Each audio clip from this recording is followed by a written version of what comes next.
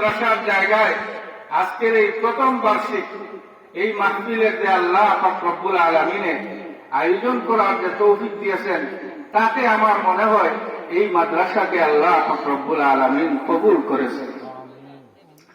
আমরা আল্লাহ দরবারেও প্রার্থনা করি যে আল্লাহ পাক রব্বুল আলামিনে মদিনাতুল উলুম শিলঘাট নুরানি হাফিজিয়া মাদ্রাসারে আল্লাহ পাক রব্বুল আলামিন খালিস লিওয়াজহিল্লাহ কিয়ামত পর্যন্ত যাতে জারি রাখেন।